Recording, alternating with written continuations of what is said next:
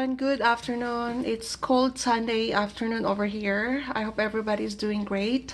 And magluto tayo ng tinolang baboy. Mix ko na ang ginger, onion, and garlic over here. And ang aking frozen sili, of course. Wala tayong access sa fresh. So yun lang. And ang ating na slow cook na tong pork na to. Last week pa, we cooked like 2 pack of ribs, and then yun ang ginagamit namin whenever we need something for whatever, taco.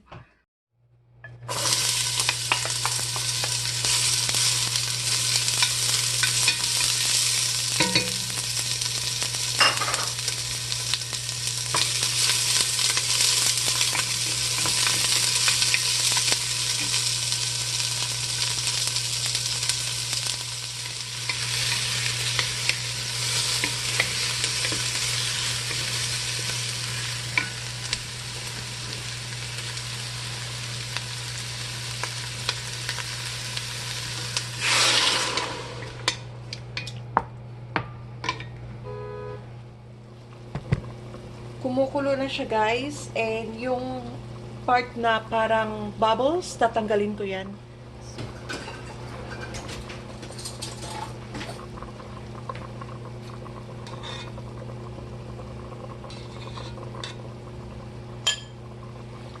Ang purpose natin dito, dapat walang nagbubula.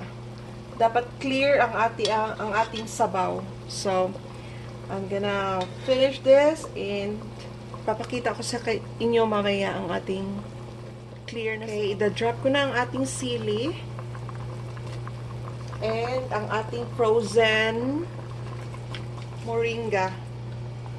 Isasali na din natin yung pati ang niya, sabaw. So,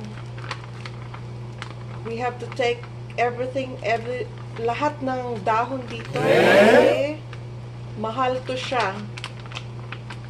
This is like $2 over here, guys.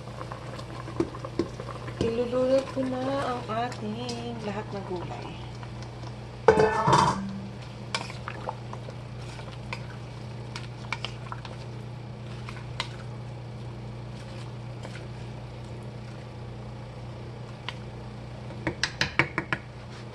So since luto na yung pork, we don't have to wait longer para soft kasi nga, as I've said, luto na siya. So ito na lang ang gulay ang lulutuin natin, pero at least we have to make sure na hindi siya matabang, so we have to add more salt when it's needed.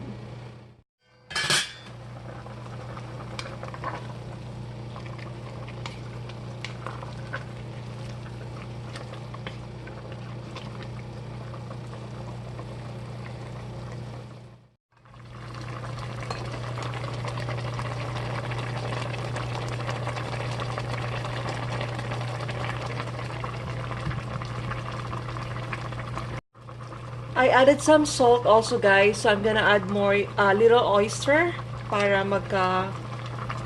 it will level up the flavor, ika nga.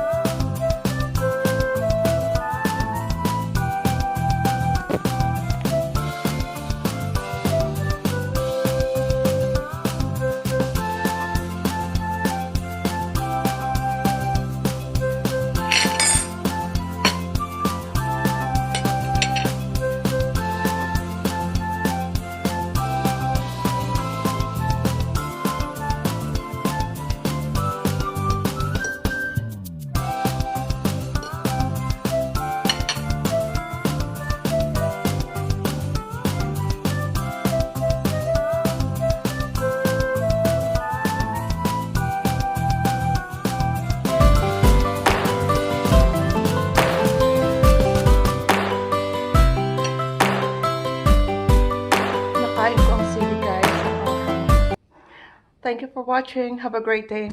Bye!